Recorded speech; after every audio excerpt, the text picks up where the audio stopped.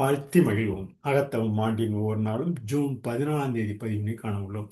June 14ஆம் தேதி பதிவாக நாம் ஒரு சொல்லில் கூற வேண்டுமென்றால் முடிவில்லாதது என்று கூறலாம். நாணம், அன்பு மற்றும் அமைதியான நிலைப்பேறு உள்ள பொது நீதியுடன் நேர்மையான இணக்கத்திற்குள் நுழையுங்கள். தெய்வீக நிலை என்பது தனிப்பட்டவர்களால் புரிந்து கொள்ள முடியாத, எப்போதும் இருக்க வேண்டியதாகும். ஆளுமை, தனித்துவம், தன்னலம் ஆகியவை ஒன்றுதான். மேலும் அவை நாணத்திற்கும் தெய்வீகத்திற்கும் எதிரானது.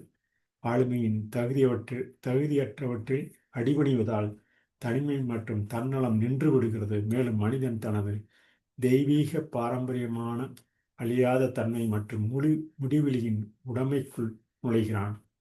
ஆளுமையின் அத்தகைய சரணடைதல் உலக மற்றும் தன்னல மனத்தால் அனைத்து பேரழிவுகளும் மிகவும் துயரமானது, மிகவும் ஈடு செய்ய முடியாத இழப்பு என்று கருதப்படுகிறது. இருப்பினும் அது ஒரு உண்மையான மற்றும் நீடித்த ஆதாயமாகும்.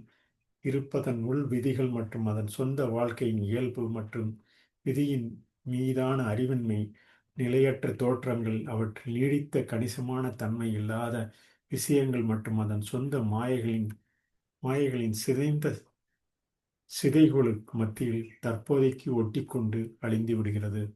அன்பு என்பது உலகளாவிய மேன்மையானது, எல்லாவற்றுக்கும் போதுமானது. இதுவே தன்னலமற்ற அன்பின் முதலாவது என ஜூன் 14ஆம் தேதி பதிவினை கொள்ளலாம். நான் ஒரு சொல்லில் what is we can say it in English infinite. I never find introspection nuances into exist. Enter into the perfect harmony with the eternal law, which is wisdom, love, and peace. The divine state is and must ever be incomprehensible to the merely personal. Personality, separateness, selfishness are one and the same and are the antithesis of wisdom and divinity. By the unqualified surrender of the personality, separateness, and selfishness cease, and man enters into the possession of his divine heritage of immortality and infinity.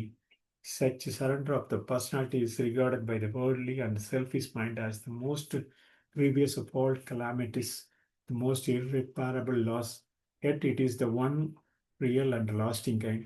The mind, unenlightenment upon the inner laws of being and upon the nature and destiny of its own life, clings to transient appearances, things which have in them no enduring substantiality, and so clinging perishes for the time being amid the shattered wreckage of its own illusions.